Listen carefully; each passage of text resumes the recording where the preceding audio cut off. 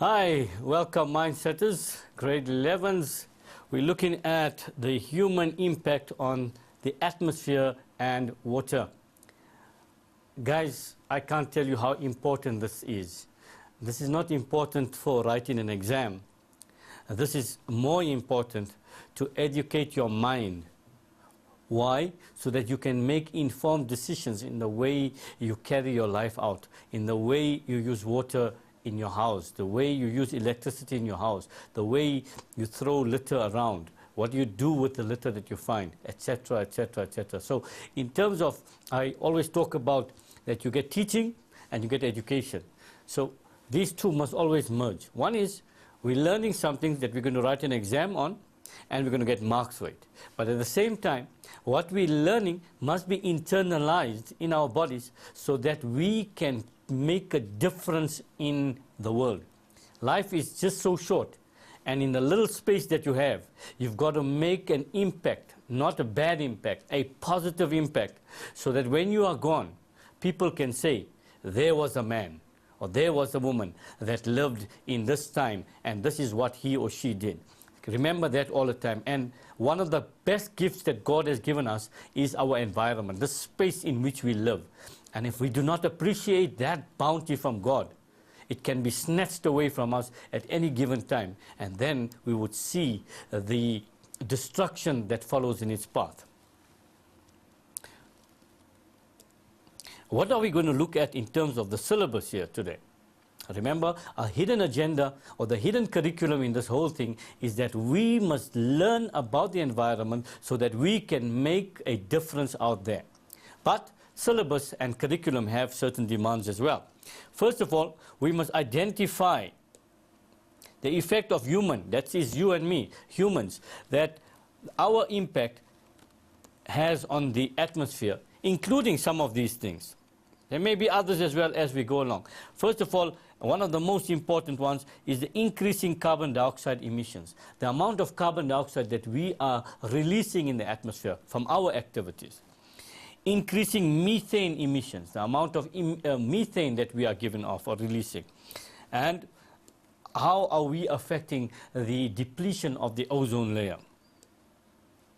We also now, after we look at our impact, then we look at the consequence of this impact. Because we're doing X, Y, and Z, how is this going to affect us in later time? Including deforestation, desertification, drought and floods, global warming. We also want to look at the effect that our activities have on the supply of water, the supply and the quality of water.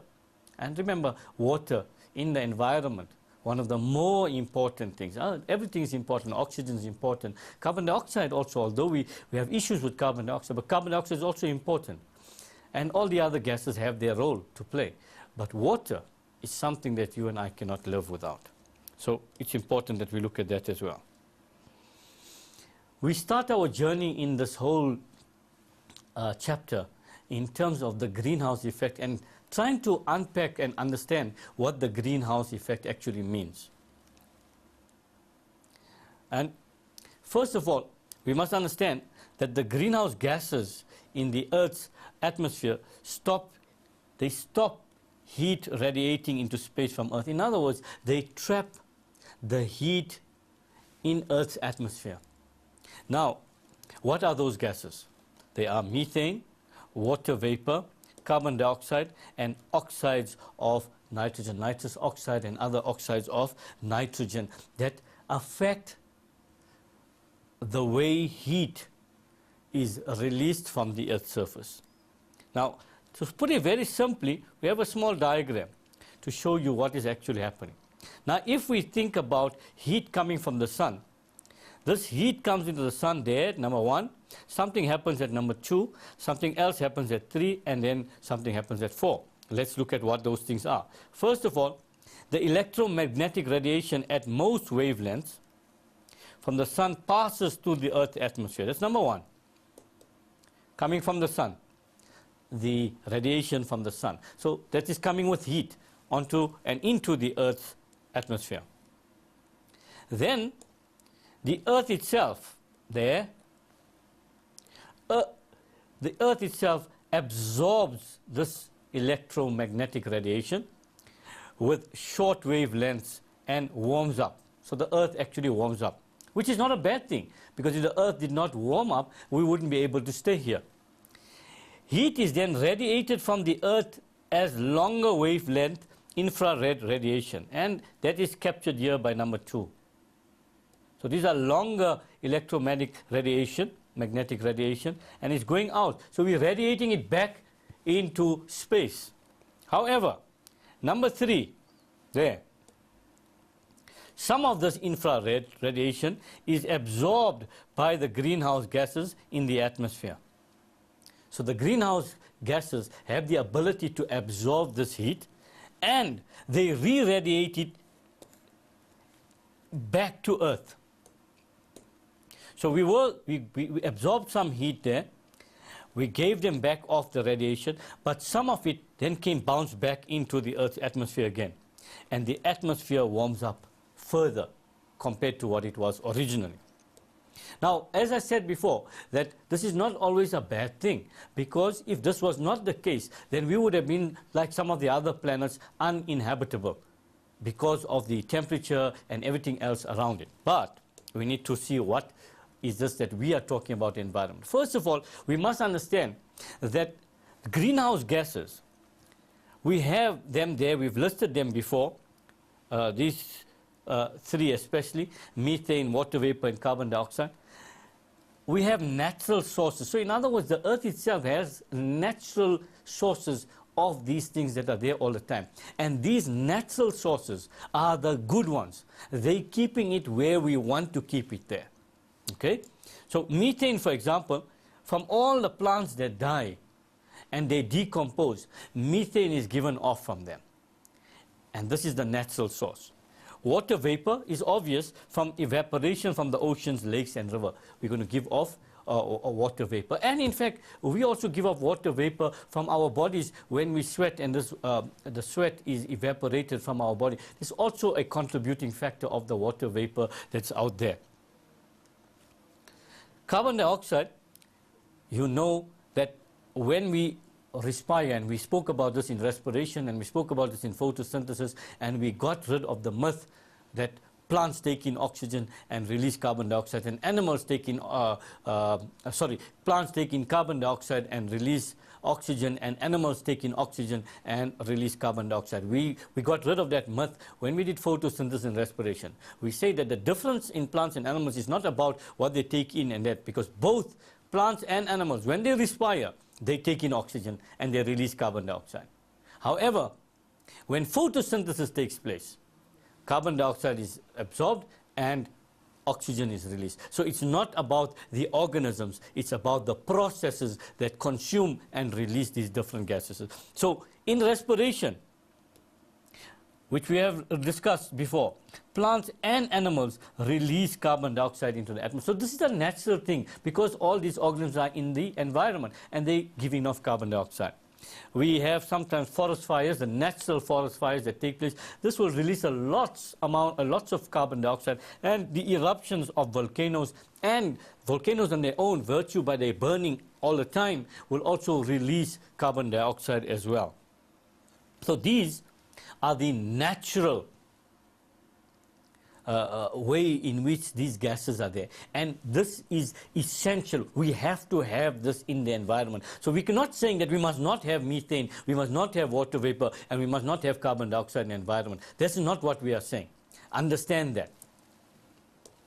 What we also have to understand is that there are also man-made sources of these greenhouse gases. For example, methane from the rice paddy fields, from cattle, from coal mines, from landfills. The landfills are becoming an increasing large source of methane. When we get rid of the waste material at the landfill sites, lots of methane is given off. Now, some people, for example, in KwaZulu-Natal, they are using the landfill sites to recycle the methane to produce energy as well. Do yourself a favor and do some research in this regard and find out how they're doing that. So there are constructive ways in which we can deal with these issues. Water vapor, when we burn hydrocarbon fuels, we're releasing more water vapor than is necessary in the environment. Carbon dioxide, we're making cement, lots of carbon dioxide is given. And our famous one, this one would be the more common one, is that burning fossil fuels. Fossil fuels like coal, fuel, oil, etc. We're driving cars. The more cars we drive, the bigger the capacity of the engine, the more fossil fuels will be burning, the more carbon dioxide we release. And you would, if you have a parent that is buying cars at the moment, you'll notice that the bigger the capacity of the engine, they pay a certain amount when they buy the car for emissions of harmful gases in the environment. There's a tax on that now. Why? Because people have understood that these things are creating problems in the atmosphere, and we need to stem them down. We need to taper them down. The less we use these things, the better it is. Now, obviously, there's lots of other issues that we need to look at when we come to these things, but we'll come to that at the end, and we'll make some recommendations. So these are the man-made sources. Now, what's the problem with this? The man-made sources are increasing the levels of these gases to such high levels that they are trapping more heat or radiation than is necessary. And therefore, this will lead towards global warming. Notice that the greenhouse effect and global warming are two different things that we will discuss a little later as well. So in terms of that, this is what's happening. And this obviously in the long term would lead to climate change. And we are living in this era where we are seeing the effects of climate change in our lifetime. We're hearing of tsunamis. I mean, not long ago, I think it must have been 3 to 4 years ago, we had heavy tsunami in Durban. Who would have thought in Durban you're going to get such a thing as that happening? Well, it wasn't at the scale of that happened in the East, but nonetheless, it did cause damage. And this damage sometimes has an economical, an ecological, an environmental, and a social aspect to it. So we need to be careful about these things. And as is our custom, what we're learning, we'd like to learn via the questions, because your goal is that if I have this work, apart from what I told you in the start, the hidden curriculum, you must make a mindset change. Mind the pun on mindset. We are on mindset now. But when we're saying mindset, I don't mean you must change the channel. No, mindset change means you must change the way you think about the environment. When you want to throw that wrapper out the window of your car, think again, think twice. Because that little wrapper, many people putting out small wrappers, eventually we can fill trucks and trucks with your little wrappers. When you're using plastic, think again. When you're watering your garden and you're wasting water, when your taps are leaking at home and you're wasting water, think again. When you're putting the lights and you're switching the lights on and you're leaving them unnecessarily on, think again. When you're using a million, zillion, gazillion appliances at the same time in your house, think again. Now, in terms of the curriculum again, study the following graph and answer the questions that follow. So we must look at this graph. Here's a beautiful graph there. The graph is showing us the percentage of carbon dioxide in the atmosphere in time, over time. So our x-axis has years, and a y-axis has the percentage of carbon dioxide in the environment or in the atmosphere. Notice we didn't have to put a unit here because it is already mentioned percentage here. If we said amount of carbon dioxide in the atmosphere, then in the end we would say in percent. In your units do not go in your title. The units go with the X and Y labels. Now here, even if we put time, if our heading was time, then obviously the unit would be here. Now before we actually answer question 1.1, I want to add one question here, and my question is, provide a caption for this graph. Why am I saying this? Is to inculcate in you the skill of drawing graphs. When you're drawing graphs, that's why I'm guiding you towards these little things here that we see. Now, remember that this particular graph is not drawn to scale, and we're starting here with 0,027. We should be starting with 0 and going up. But as you know, from this point onwards, you can see the increments are in 1, so that the units are equidistant apart, and they are going in equal increments. So in other words, we've left out here, if you draw a graph, then you should just draw two lines like this to say that I've left out X amount. But preferably when you're drawing the graph like that, you start with 0 and you move up. Obviously, these are minute numbers, so therefore it's a bit complicated to do that. But nonetheless, you do it that way. Now, the question I asked you was, what is the title of this graph?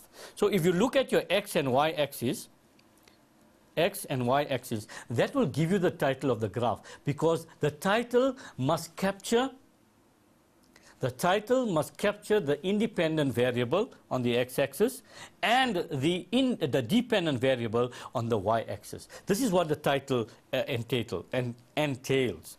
So, in other words, what are we seeing? We're seeing that the graph showing the percentage CO2 in the atmosphere. Now, you don't have to say in years. You can say from 1700 to 2000. So you've captured time in a better way. You've captured time in a specific way according to this. Now, the same way in the exams, when they ask you to draw a graph, if they specify what it is about, for example, height among different pupils, but they specified in grade 12, you must include that grade 12. If they specified the year in 1999, you must say that. Or if they specified in boys and girls, you must specify that. Apart from having the independent and the dependent variable, the specificity of the question or the specificity of the investigation must be captured in the title. But notice you do not put the units there. The units are captured there and there with the labels of the axes. This alone in an exam would have got you a mark. Without anything, one small thing missing from there, you lose that mark. There's no half mark here. You either get the mark or you don't get it. You must have it fully, complete, correct. Then you get the mark. And obviously now you can see the plotting that's done there. We haven't plotted points here, but this is a computer-generated graph, so you're not seeing the actual things. But let's look at what's happening. The level of carbon dioxide, 1700, 1800, 1850, more or less going there. Slight increase already there. But from there, we can see from 1850 onwards, a big increase in the levels of carbon dioxide in the atmosphere. The trend, the first question says, describe the trend in the graph. When they're asking you the trend, it simply means, what is this graph telling you? What info are you getting from reading this graph? What essential data is captured in this graph? That's all you need to say. Or if there's a relationship between two things, you must describe that relationship here. So they're saying there, describe the trend. So we're saying from 1700, you must be specific, you must give the time, to around 1850, CO2 levels rise slowly. Thereafter,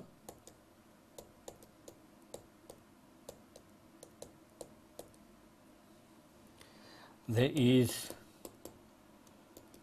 a sharp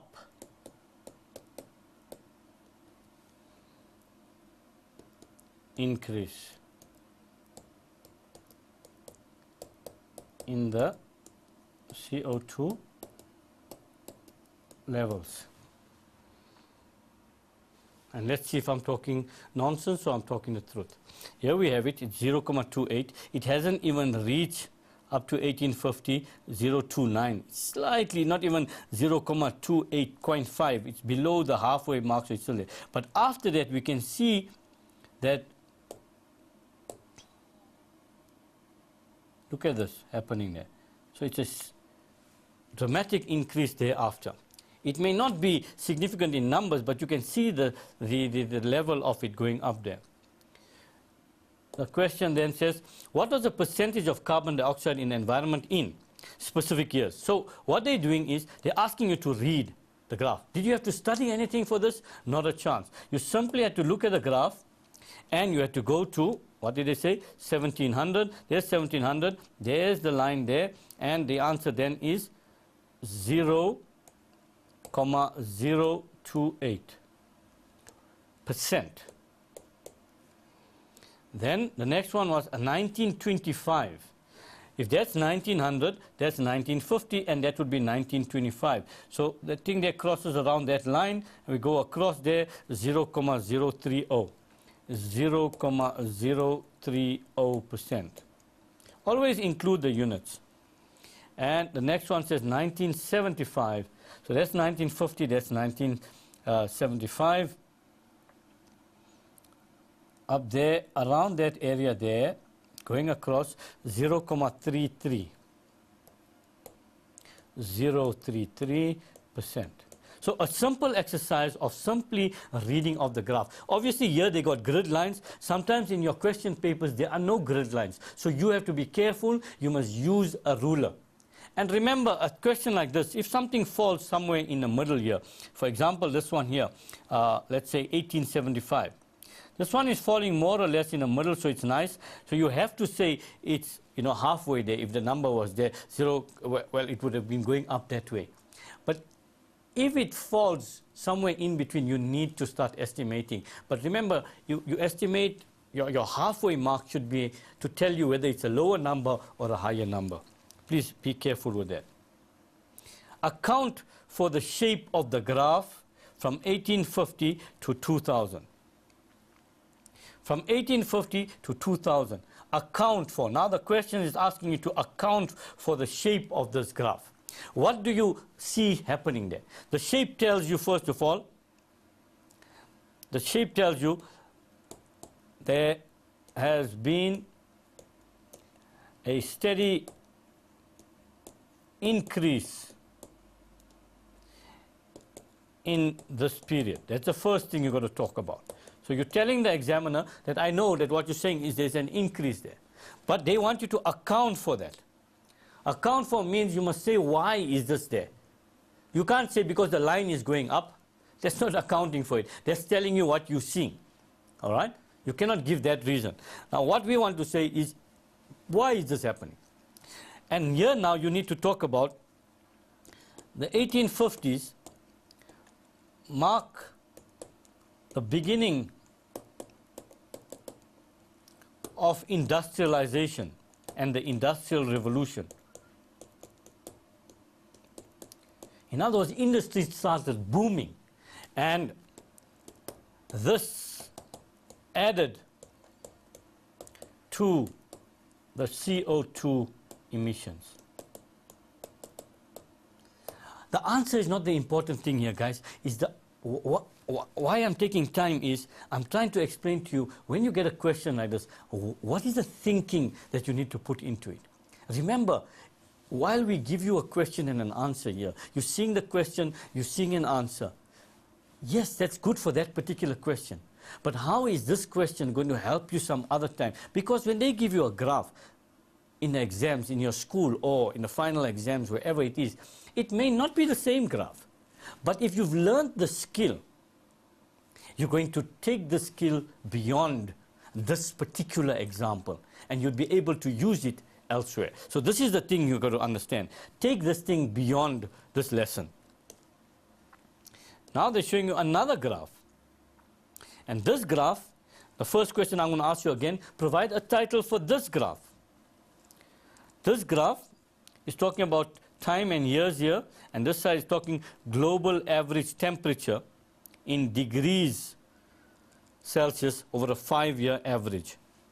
So what are we talking about here? We're talking about the change graph showing a change in temperature from 1860 to 2000.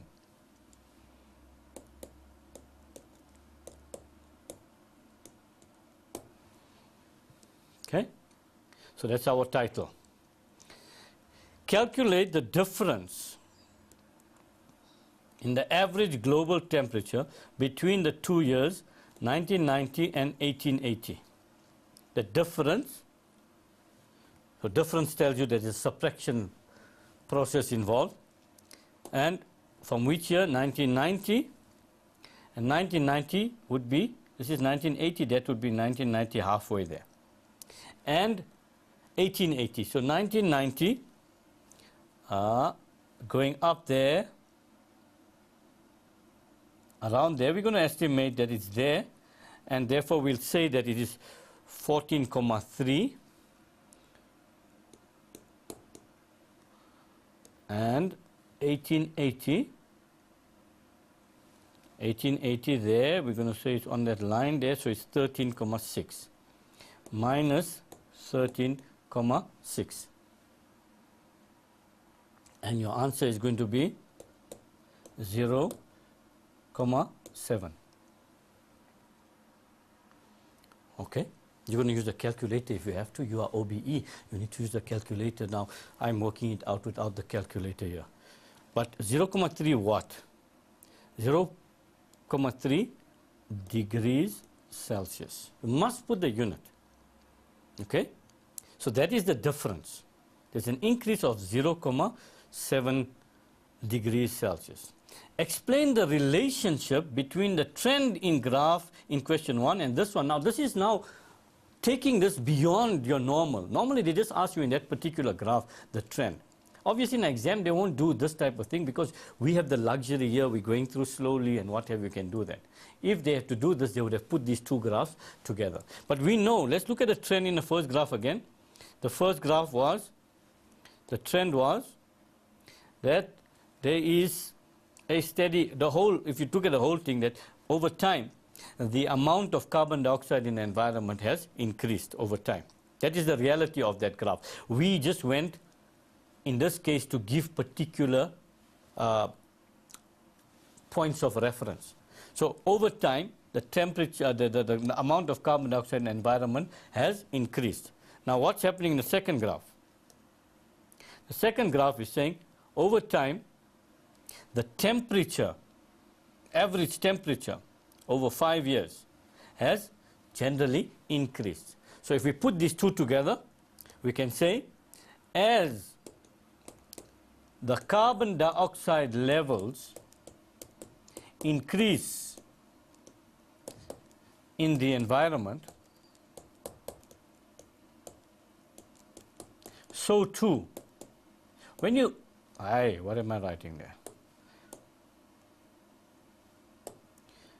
When you're explaining any relationship between two items, it's always nice to start with as and go on with so too. Or if it's not the same, then you're going to say something else. So too does the average temperature. Now, why do you think I put the question like this here? Because I wanted you to see the relationship between carbon dioxide level increase and temperature. So what are we saying then? We are saying that when carbon dioxide levels increase in the environment, this is going to lead to an increase in temperature. Now, where does this come from? It comes from our previous slides when we said that these gases, including carbon dioxide, as the Earth is radiating back into the space, the heat, some of these greenhouse gases, they trap the heat and they reflect it or re-reflect it back to Earth. And this creates this increase in temperature. This is what we are talking about here. So can you see how your question is related to the work? But the one thing is to know the work. But the other thing is, I know this information. How will I relate this to what I'm going to answer? Although this question didn't ask it, but you could be asked theoretical questions around this.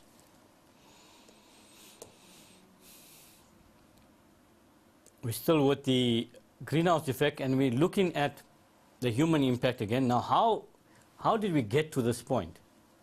First of all, we as humans have increased the levels of carbon dioxide in the atmosphere. Why and how? How? Activities, we burn fossil fuels for energy. Whether it's switching a light on at home, remember, even if you're using electricity, you think, hey, but that's not fossil fuels. But where you think this electricity is coming from? It's coming from power stations in main, and in the main, for example, especially in South Africa, in the main, this power station is driven by coal, and coal is a fossil fuel. And we're burning the coal to get electricity going there. Okay? Production of cement. And in South Africa, this production of cement has a high demand at the moment. Why? Because previously, many people were not housed. They did not own their own houses. They did not have accommodation. So from 1994 till now, the amount of building that has taken place in this country has, we can say, is beyond a boom. I mean, one has to drive from different area to a different area. For me, it would be from Randfontein to Lenasia on the back road. And the amount of houses that have sprung up in that area, which was mainly farm area and mainly mine area in the past, is phenomenal. But even with this, the government cannot cope with the demand of housing. But with that, obviously, if we need houses, the first thing we're going to need, after bricks and whatever, we're going to need a lot of cement. So this has pushed the demand for cement up, and the more we produce cement, the more CO2 we're going to release into the environment. And with this demand for houses, this also comes in. Not so much deforestation in our country, but we are getting rid of plants. It's not maybe a forest, but we are getting rid of vegetation. Why? Because we need to build houses, we need to build roads, we need to build highways, we need to build hospitals and schools in its place. And when we have to do this, we have to get rid of the vegetation.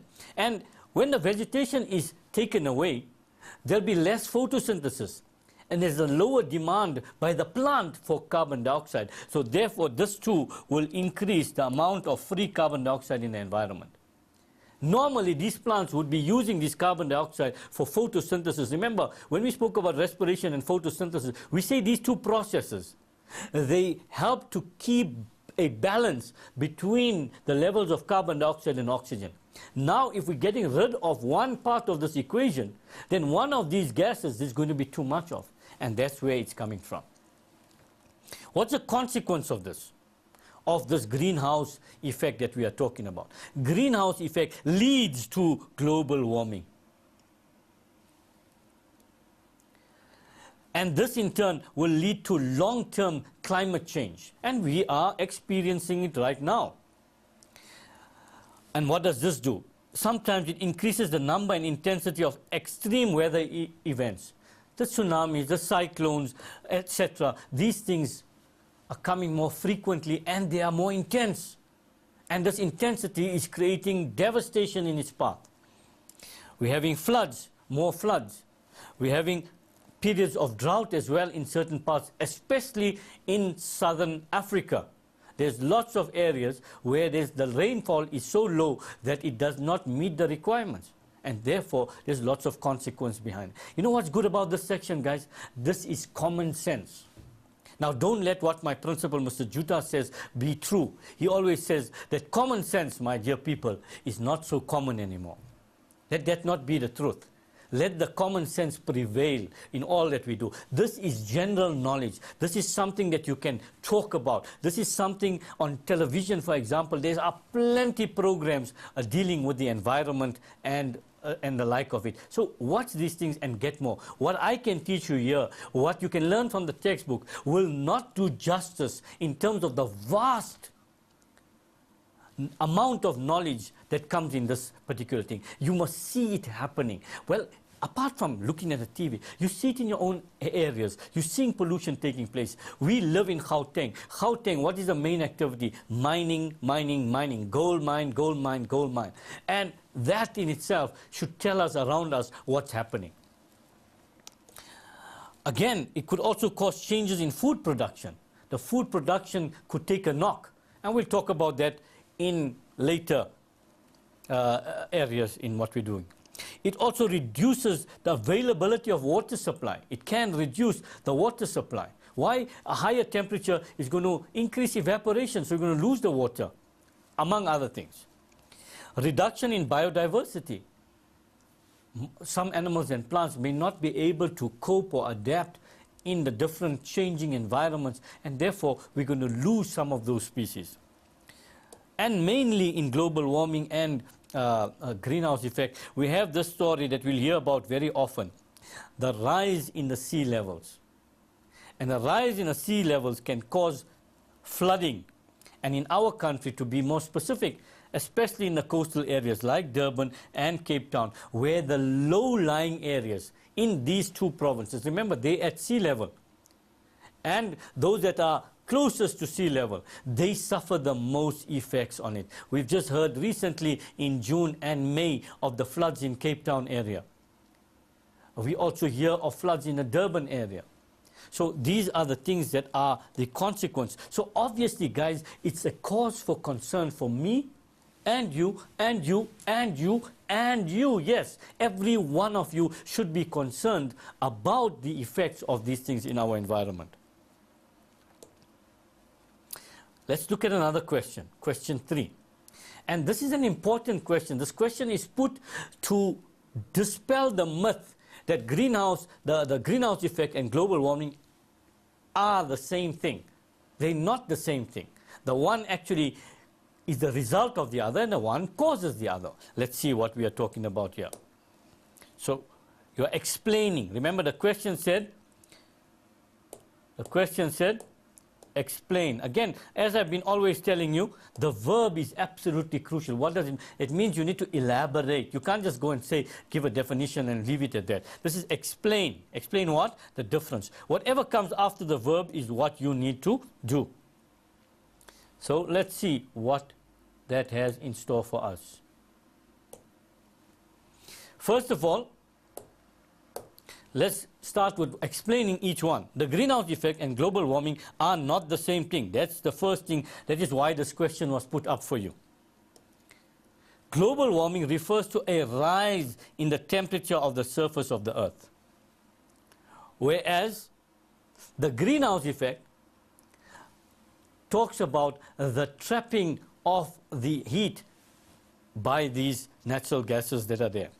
So an increase in the concentration of the greenhouse gases leads to an increase in the magnitude of the greenhouse effect, called the enhanced greenhouse effect. And this enhanced greenhouse effect results in global warming.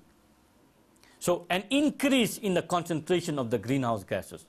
The greenhouse gases are essential. They are there. But because of man's activity, we have increased this amount of these gases that naturally occur by our activities. And this increase has increased the magnitude of the greenhouse effect, which we call the enhanced greenhouse effect, and this causes global warming. We move on then to the carbon footprint. This is something that should be common because we're talking about this all the time. What is the carbon footprint? The carbon footprint is your carbon footprint is the amount of energy you use in your environment. To put it in a nutshell, that's what it means. Let's see what we are talking about here. It refers to the amount of carbon dioxide generated through human activities. This includes transportation, obviously using cars, buses, railway, whatever we're using, that gives off carbon dioxide. In fact, even if you use a bicycle, your carbon footprint has an effect because you are respiring faster. And if you're respiring faster, you're going to give off more carbon dioxide. Yes, it's not going to be as much as that which comes from the car and the rest of it. Your energy use, in other words, and here we're not talking of the energy used in your body, but we're talking of energy, for example, your computer, your laptops, your iPads and iPods and all the other things that you use, and your TVs and so on, your lights at home. All these things require energy, and that is using carbon, or releasing carbon dioxide. Production of food. When we're producing food, we are going to release carbon dioxide as well. Production of goods in the manufacturing sector, we're making goods. So the more you're buying goods, the more you are using carbon dioxide, or the more you buying goods, the more you are contributing towards the release of carbon dioxide. So your carbon footprint is what I told you, is the sum of all emissions of carbon dioxide which were directly or indirectly produced by your activities in a given time frame. A carbon footprint is usually calculated for a year. In 1 year, how much of carbon dioxide did you and you and you and you and all of you produce? And this is what we are talking about. And the goal, people, of teaching you this is that you learn how to reduce your carbon dioxide emissions in the environment. We are reliant heavily on imports. We're importing goods from other countries, and when they produce those goods, they are increasing their carbon dioxide emissions. So indirectly, we are contributing to that as well. So you must think about that as well. Okay, let's look at another question. I love these question breaks because at the end of the day, the more you can answer these questions, the more exposure you have to questions, the better you should get. But provided you use the opportunity properly. Remember, I can give you plenty of opportunities. If you don't use it, it's of no value. Okay? So using the opportunity is crucial. Let's look at this question. Now they tell you study the following graph and answer the questions that follow. And this is a pie chart talking about SA's contribution to global emissions.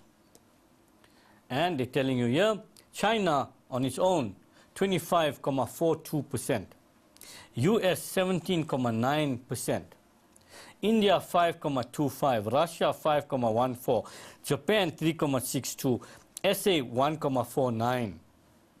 The rest of the world 41.18%. Let's do a quick addition here. Let's just keep it to one decimal place, 25.4 and 17.9.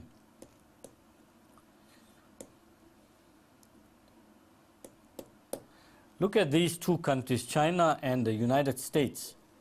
They make up 43% of the global emissions. That's close to half.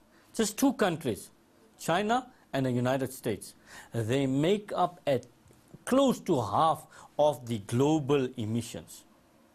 This is found from our website, www.urbanearth.co.za. There's some interesting other facts and statistics that you will find about carbon emissions in this particular site. Visit the site and see what you can. Remember this section, the more you read about it, the better understanding you will get. And start in your schools to set up little structures that will conscientize people about this. Then you are learning. Then you are internalizing the problem and you are doing. This is why this impact, human impact, is put into the curriculum, is to conscientize you, to sensitize you, to make you aware of the dangers of our activities to ourselves and our environment. Okay? Now, that was just a little interesting thing there. Remember, this 43.3 is even more than many countries that we're not mentioning here. We haven't mentioned most of the countries in the Middle East. We haven't spoken about Japan here. We haven't spoken about other countries, Pakistan, there's so many, Brazil, there's so many countries we haven't. All that together, China and United States are more than that. We talk about that just now. Now it says calculate the difference of the emissions between the United States and the combined emission. Oh, sorry, we did mention Japan. I said earlier we didn't. We did mention Japan there. And the combined emissions of South Africa, Japan, Russia, and India. Show your working. What must you do first? The United States, the figure is given to you. But this figure here, India, Russia, Japan, and SA, you need to add it. So what is that? Let's look at it now. Let's put that here. 5.25, 5.14, 3.62, and 1,49. Okay, let's just undo the last one and that. Oops, 5,14, 3,62 and 1,49. 20, 4, 5, 11, 15,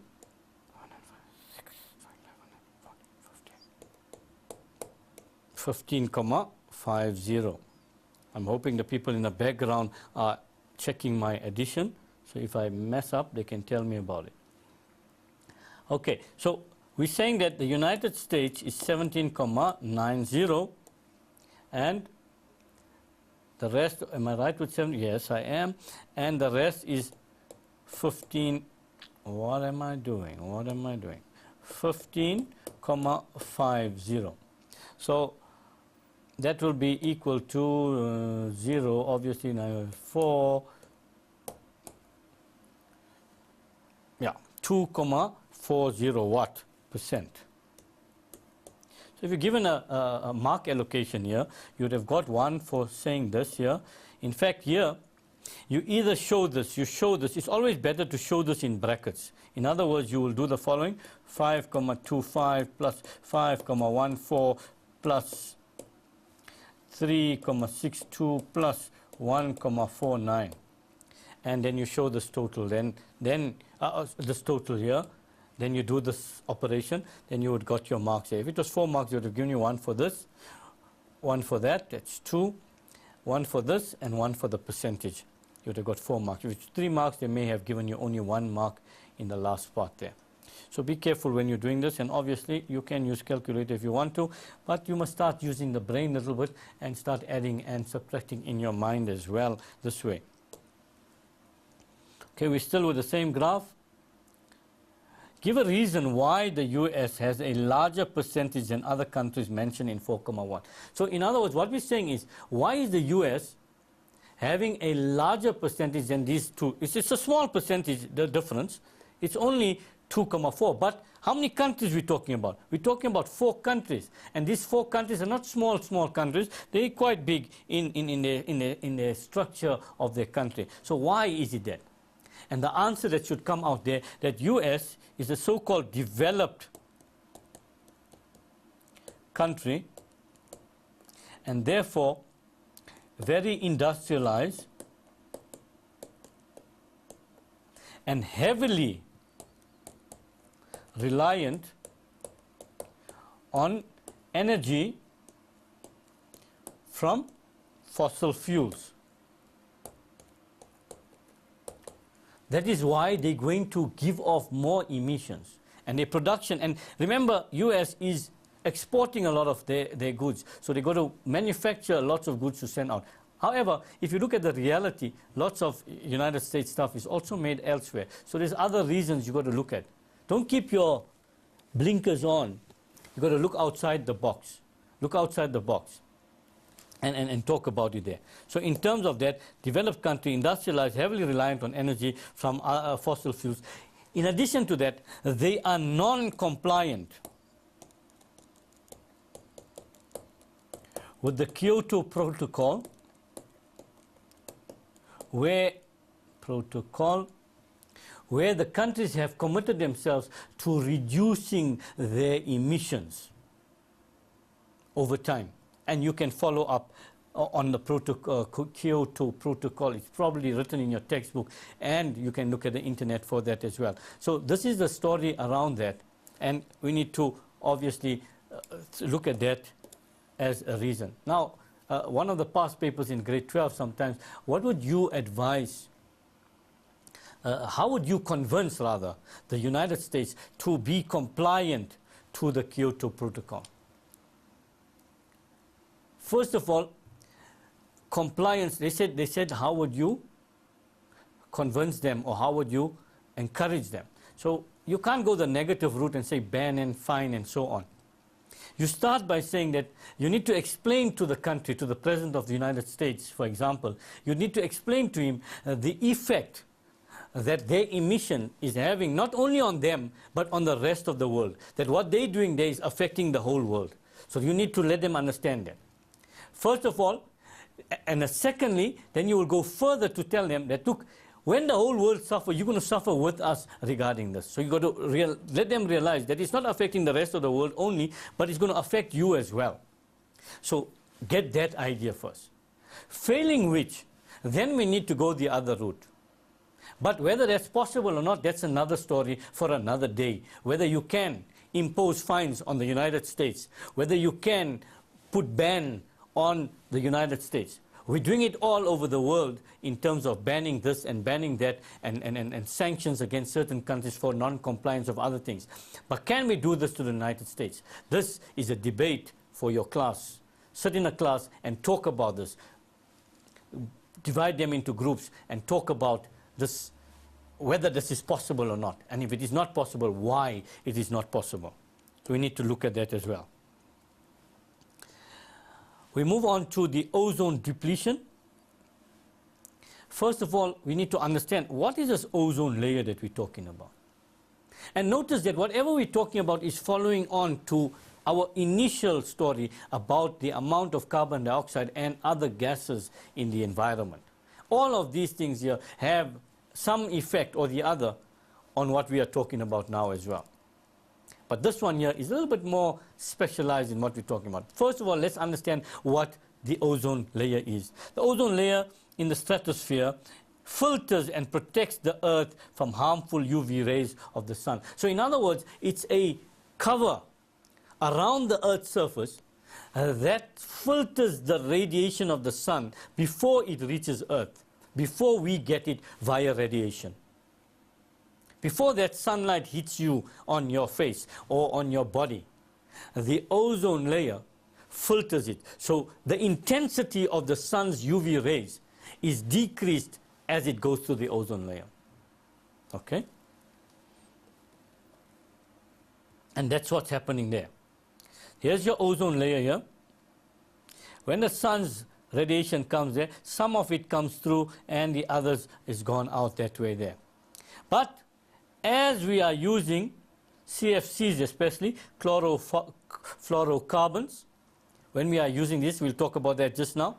What happens is the level of the protection is getting depleted. So the level of the protection is less. And therefore, the harmful UVs can come through. And that's not good for us. I just want to see if I had something else there first. Yes.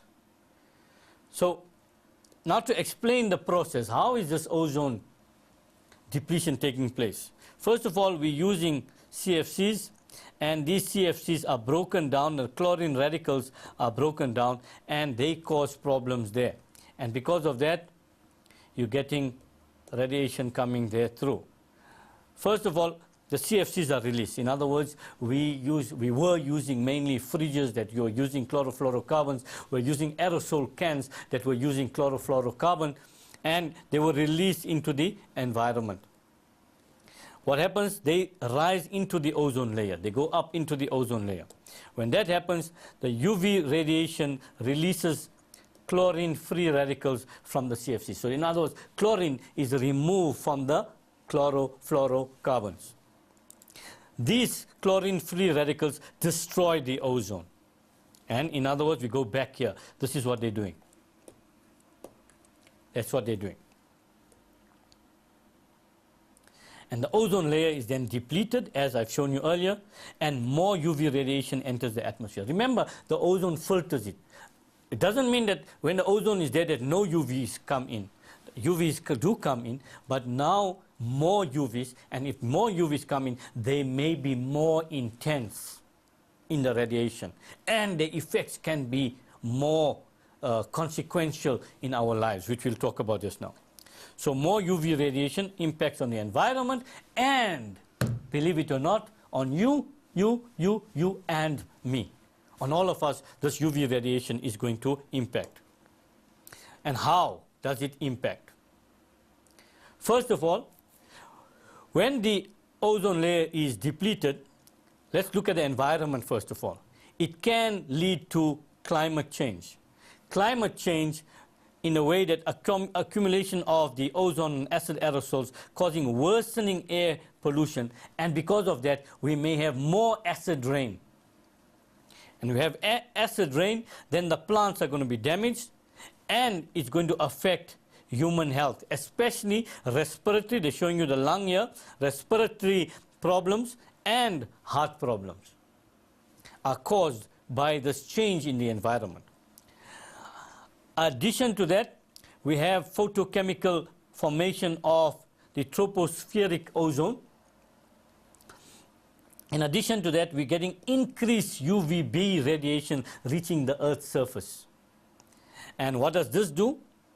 It has direct human health effects. For example, the rise in the incidence of skin cancer because the radiation. That is why you'll notice the drive from the 1970s to the 80s to right now of the essential promotion of using protection when you go into the sun. While you're in the sun, you preferably be rather under an umbrella, number one, or a shade net of some sort, or a little tent, or in the shade. Alternatively, make sure that you are protecting your skin against the harmful UV rays by using strong sunblock.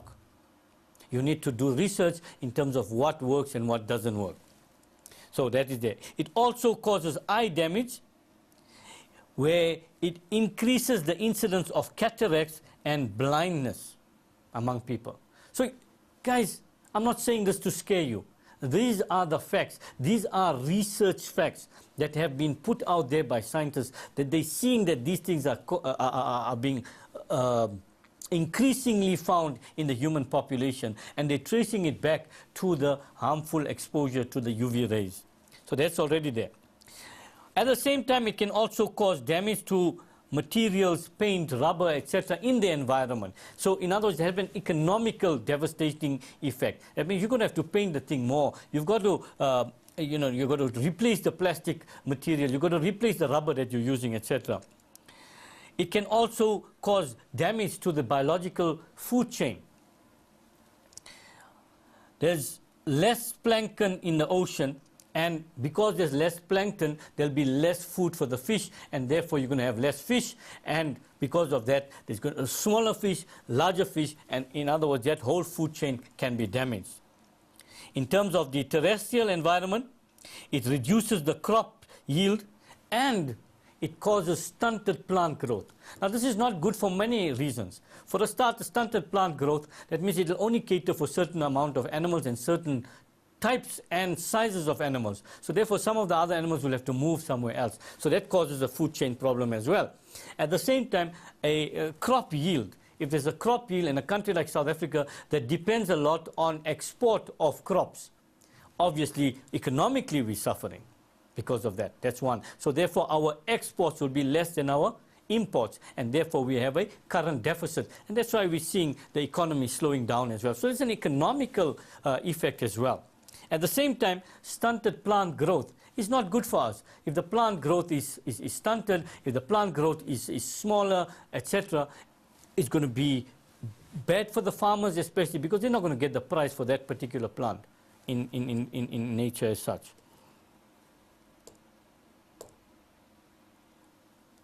That was the negative effects of the ozone depletion. But this actually woke the world up.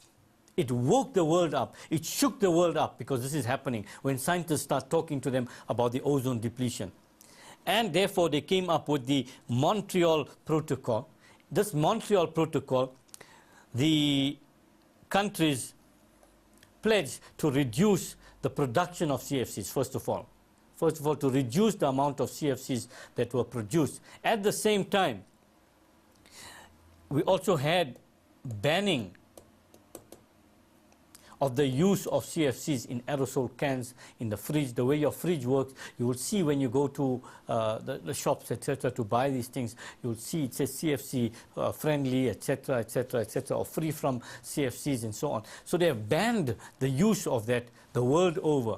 And because of this, we are seeing a positive effect of the closing of the polar hole in the ozone layer. But at the same time, the non-polar ozone layer is increasing.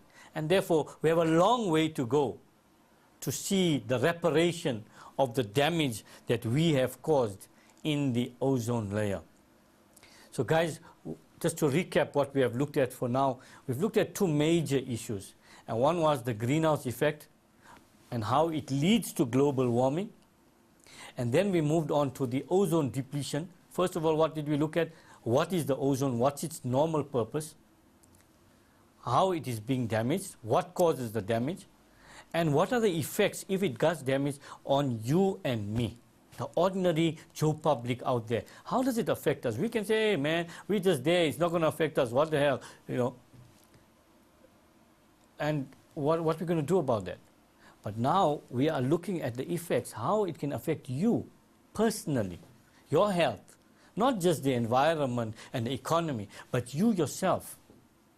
Respiratory diseases, heart problems, skin cancer, less crops, and less crops means less food. And when we come to the section on food security, we'll discuss that more, because all these things what we're discussing together will affect food security. It will also affect water availability and the quality of the water. So they are all interlinked. Whatever we're doing from now till the end, all are interleading to each other. And with that, guys, I think we've deserved a well-earned break.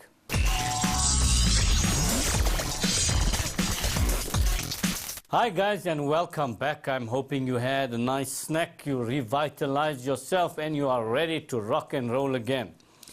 We now move on to deforestation, and this again, common sense should prevail. Deforestation. D means without, removing. And by now, you should know what a forest is, okay? So deforestation then is the permanent destruction of forests in order to make the land available for other uses. So there was a forest, but it was destroyed to get rid of it so that other parts of the world would take over for different reasons. An estimated 18 million acres, 7.3 million hectares of forest, roughly the size of Panama, a little country, the whole country, the size of that, are lost, not over time, but each year. So every year we're losing forest to the size of Panama. Now, again, you can go back to the atlas and you can go to other resources to see the size of Panama. And, well, the size of Panama is what we are saying here, 18 million acres. And this is according to the United Nations Food and Agriculture Organization, FAO, the acronym for that. Just to give you one small, we don't have time to go through all examples, but just to give you one example, deforestation in Brazil, an aerial view of a large soy field eating into the tropical forest. It was the forest. This whole area here for the production of soy has taken away the forest in that area. And this is not the only parts in Brazil that this is happening. It's one of the famous parts. Remember, in Brazil we have a lot of rainforests that have such a rich biodiversity that you'll find species that you'll find nowhere else in the world in these areas here. People go there specifically to have a look at these type of things. So look at the stretch of land that has been taken away just in this one small slide that we are showing you. Now, what are the effects of deforestation? In other words, what's the consequence? Another word that they can use in a question. First of all, forests are complex ecosystems that are important to the carbon and water cycles. Both cycles are dependent on these particular forests. When they are degraded, it can set off a devastating chain of events both locally and around the world. First of all, the first one is loss of species. The minute we take the forest away, the biodiversity is reduced. Remember, an ecosystem exists within that forest. When we take it away, not only that those trees are going away, but the other plants that were dependent on that area, other animals that were dependent on it, have to move away or stay and die. So we are losing species. That's why we don't have an explanation there. That's an easy thing to explain. Carbon emissions. Without trees, more carbon and greenhouse gases enter the atmosphere. That's straightforward. To make matters worse, trees actually become carbon sources when they are cut, burned or otherwise removed. Because we are now just taking this tree. What do we do with the tree? We're either going to use it in the furniture industry or we're going to burn the tree. And when we burn the tree, more carbon is released. So one is we are reducing the trees so less carbon dioxide is used for photosynthesis. At the same time, the tree itself can release carbon in the environment. Even if we leave the tree to decompose, it's going to release carbon back into the environment. The water cycle. Obviously, the trees play an important part in the water cycle, grounding their water in their roots and releasing it in the atmosphere. They absorb the water, and then this water is released again after it's used. Part of the water is released by the plant during transpiration. In the Amazon, more than half the water in the ecosystem is held within the plants. Imagine this. In the Amazon, more than half the water in the entire ecosystem is held within the plants because they absorb it from the ground and then they release it periodically during transpiration. Without the plants, the climate may become drier. Soil erosion. Without the tree roots to anchor the soil, then and with exposure to sun, the soil can dry out, leading to problems like increasing flooding and inability to farm. Now, remember, the roots hold the soil together. If we take away the roots from that area, the soil is now loose, and if rain comes, soil erosion can take place, taking the topsoil with it, taking away nutrients that the soil needs to be fertile. Life quality. Soil erosion can lead to silt entering the lakes, streams, and other water sources. This can decrease local water quality, contributing to poor health in the local population. So we are putting in the fertilizers and the silt and everything else that goes with the soil into the water. It creates a problem within the water system, and eventually we are drinking from that water, or we're using the water to catch fish, etc., to sustain our lives. So that's the problem there. And that's the story of deforestation. Now we have an article, and I'm not going to read the entire article to you. That would eat up too much of our time. You have it in your notes, and you can go through that article at leisure. I'm going to go straight into the questions. First of all, the question says, explain the term desertification. This is a process where fertile soil becomes desert-like. Notice the spelling. Desert with one S, desert with two S. And to add a spin to it, to my normal funny side of things, dessert is the thing that gives you, that has two big S's, you know. All the dessert you eat will go eventually in the bum, and you get fat in that area. So the two big S's, dessert and desert, only one S, small s. And because it's dry, desert-like. Why? Because of droughts or incorrect farming or deforestation. So another consequence of deforestation would be desertification. List 3 causes of desertification. There we've given it already there. Drought, incorrect farming,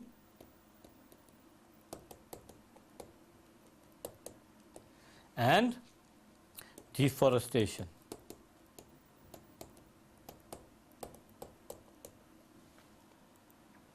The article mentions a few social consequences of desertification. List these. Let me just undo that.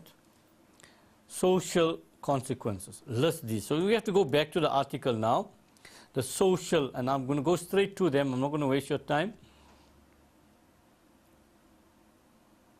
The first part is that 50 million would be displaced. So one would be the displacement of population. Then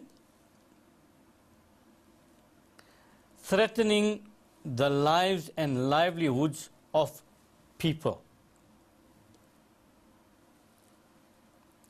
And putting new strains on natural resources and other societies nearby. Because when people are displaced, they have to go somewhere else. And when they go somewhere else, they're going to cause problems there. And threatening international instability.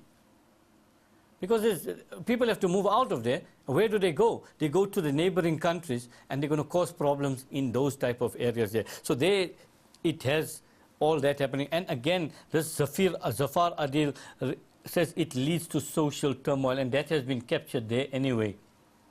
So this is what we are talking about there. I'm not rewriting those answers I've underlined for you above. Mention 3 environmental consequences of desertification. So what's going to happen if this area becomes dry? That's what we are saying, isn't it? In each sense, they become dry. How does this affect the environment? Obviously, if it becomes desertification, we're going to have infertile soil. So less vegetation. That's the first one. If there's less vegetation, there would be less animal life, so biodiversity. Remember, biodiversity doesn't only speak to animal, but in this case, I'm just mentioning it there. Biodiversity means the variety of species in an area. So this is going to be less because of desertification, because only those organisms that can survive in dry conditions will be able to remain there. More than that, it's going to increase carbon dioxide levels in the environment, and then from there you could go to global warming and climate change because of these things there. But these are the things that cause that. Explain why we, you, and me should be concerned with the contents of this article. And this is captured in the last line in the last paragraph. The largest area affected was probably sub-Saharan Africa. So we are living in the area which has been affected the most in this study. Okay? Now what happens because of that? People start moving to Northern Africa or to Europe. The people that are affected in sub-Saharan Africa, obviously the first thing is that we are feeling the effects of desertification in the environment. Not necessarily in South Africa, but in the whole of sub-Saharan Africa. There will be areas where you're having lots of drought, lots of floods, etc. as a result of these type of activities. And because of that, it's going to affect us. People come in here, people go up north, etc. And those social turmoils that Zafar Adil was talking about will then come into play in those areas. So we have to be concerned because we are the ones that are affected the most by desertification. You must understand that. Good. That now takes us to the next part of our work, and that is the availability of water. Now, one needs not go into details in terms of why water is important for us. Photosynthesis, we need to drink water so that our digestive system can work properly. Water is essential for survival. We need water to bath. We need water to wash our cars. We need water to water the gardens. We need water, water, water, water. So the population of South Africa is estimated at 49 million. More than 80% of our land surface is arid or semi-arid. It's dry. Arid means dry. So already there's a problem. The average rainfall in country is 450 millimeters per year. It is about the lowest compared to other countries. So that's a problem already. A large proportion of our water comes from where? From the surface water of rivers, lakes and dams, while smaller proportion comes from groundwater, that means the water table, and a reused water. Very small proportion in this country use reused water, recycled water. Now, obviously, the availability of water is determined by certain factors. There's certain factors in the environment, and what you and I do will affect the availability of water. In other words, the amount of water we can have. So I have put it together in an essay as such so that we can go through it as an answer to a question. And what we've done there is saying, write an essay in which you explain the factors determining water availability. So these factors, take each factor and elaborate on these factors. Obviously, you have at your hand a textbook that's going to guide you in this. They list those factors, and we need to elaborate and put it together as a nice, tidy, packaged essay to explain this. So the first point there is increased global temperature. Global temperature is increasing. How does that affect water? It leads to increase in average temperatures. That's number one, the global temperature. This leads to increased rate of evaporation. Obviously, the hotter it is, the more you will sweat, the more the water from the water table, the water from, especially from the rivers, the surface of the rivers, the lakes, the sea, etc., will evaporate, and we're losing water from there. And plants as well, will transpire more. And when they transpire, water is evaporation. Obviously, this will reduce water availability. Next heading is more frequent droughts and floods. You'll notice this droughts and floods is pervading in this section. And the idea about it is the same, whether you're talking about it in the first part, our impact, the second part, water availability, or the third part, food security, because it has the same effect. Okay? So global warming has increased the intensity and frequency of droughts and floods. In other words, we first say, why are there more floods and droughts? Because of global warming. A further increase in temperature will bring more persistent droughts, which in turn will decrease water supply. Flooding too affects water supply as it destroys safe water supplies, fresh water supply. When flooding happens, the fresh water supply is destroyed and is lost in the flooding, and this causes problems. It also displaces people and causes damage and death in its path. Any flood will do that. Drought also will displace people and cause death also in its path. Next one.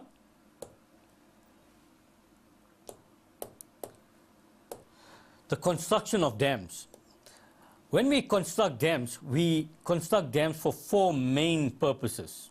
First of all, supplying water for homes, commerce and industry, supplying water for irrigation, controlling flood waters. In other words, when we create a dam in an area where it's prone to flooding, the water, instead of flooding, will go into the dams and then it will be stored in a dam. So it diverts the water so it doesn't cause flooding. Also storing water to generate hydroelectric power. But at the same time, it has some drawbacks when we construct dams. The construction tends to affect the people and their livelihoods. In other words, people living in that area may have to be moving away because of the construction of the dam. Also, the natural balance of a river may be upset. The natural flow, etc., of the river now is going to be upset because we're building a dam across a river. For the purpose of that essay, that's enough to say there. Destruction of wetlands. Now, this is a serious problem when we destroy wetlands. First of all, normally, wetlands provide water for domestic and livestock use, and also for irrigation. The vegetation in a wetland also serves to filter the water as well. So it purifies the water as it goes through the vegetation.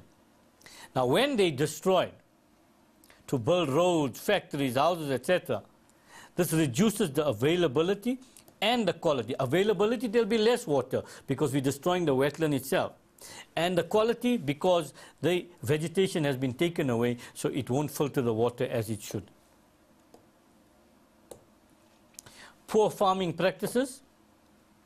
60% of the water used for irrigation is wasted, due to poor farming methods. Because the farmers are not using proper methods, 60%, that's a high proportion. 2/3 almost of the water is wasted because of that. Evaporation of water from uncovered drains were used in an open ditch irrigation.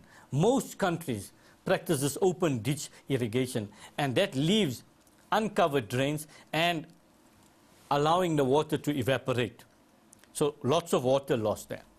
Water is also lost through the sides and bottoms of the drains in this practice. So again, overall, we're losing water, and that's what we're talking about at 60% there. Incorrect plowing methods also lead to much water loss because the way the land is plowed doesn't promote water retention, it promotes water loss.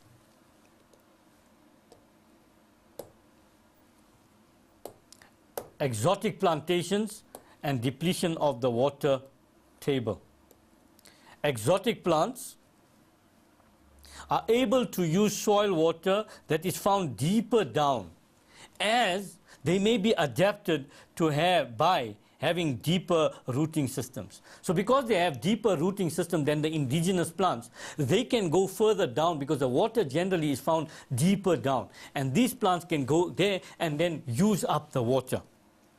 Many of these exotic plants need large amounts of water. They need more water than the indigenous plants. Therefore, they are consuming a lot of the water.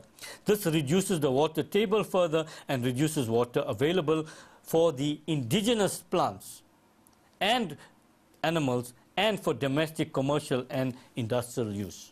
Can you see how we're linking what we are saying in terms of the availability of the water? Boreholes and the effect of aquifers. If too many boreholes are drilled over a small area, the aquifer may run dry. This may affect water supply. The aquifer refers to the rocks that have the ability to retain water in the water table. Rocks or the gravel that's found there, they form an aquifer. Aquifer is an area of storage of water. Now, when we drill boreholes, the idea is to drill into those aquifers and to take out the water. Now, if in a small area, lots of people have boreholes, they then cause the aquifer to dry out, and then it can affect our water supply. Cost. This is an important factor, the cost of water.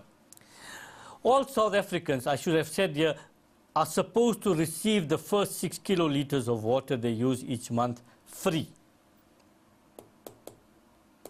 at no cost. This is what's supposed to be happening. It doesn't happen all over, but this is how it's supposed to happen. All the people are supposed to get the first part. So that makes, again, this is enshrined in the Constitution, which says that all people must have access to water. It's in the Constitution. And therefore, it's one of the few countries that does this here. Now, how can we, over and above this, discourage water wastage? What do municipalities do? They charge for water on a sliding scale. In other words, the higher the water use, the higher the charge per unit of water. So up to a certain point, you are charged X amount for water usage. If you go beyond that, that means you are using too much. If they're looking at the average that you're supposed to use, then you get punished on that, not on the initial, but every unit thereafter, you get charged higher rates. Notice we've also introduced now in all the municipalities what they call an environmental levy. The higher your usage in all, not only in water, lights, etc., the higher that levy is going to be. So this is a way that the municipalities are trying to discourage wastage. Individual costs of water can be reduced by installing rainwater tanks so that we can get natural water and use that for all other purposes. Using grey water. Grey water is the water that is released from your shower and from your washing of from the kitchen, etc., washing dishes and stuff. If you collect that water and use it in a garden and for other purposes, then you would be saving the water that you are using. Remember, it's a cost also that you're going to save, because the less water you use, the less you're going to pay the municipality, and this can be a saving. So we use it for gardens, etc. And lastly, we can use boreholes. But remember, we need to take that in context of the previous point where we said too much boreholes in an area can cause problems as well. But if you use boreholes, obviously, it's going to be your water and you're going to pay less. Unfortunately, however, when people have these boreholes, because they have the sense that I'm not paying for it, it's for free, then they tend to waste more. So this attitude must change, that when you have these boreholes, don't think about the cost only in terms of rands and cents. Ching, ching, ching, ching only. Don't think about that only. Think about the fact that water is a gift from God. If you keep it that way, then you won't worry about the cost factor. You'll think that I have a responsibility to safeguard the water because it's a gift from God. I must appreciate it and I must use it sparingly. And that whole answer of that essay, by the way, covers the whole section of water availability. Guys, we've said a mouthful. And with that, I will leave you to go over your textbook, go over your question papers, go over other resources to read more. I encourage you to read. Watch a little bit of documentaries, leave all the Sevendelans and the Generations and all that out for a while. Watch some good documentaries that will tell you much, much, much, much more than we could capture in this little time. I leave you with that. Good day and God bless.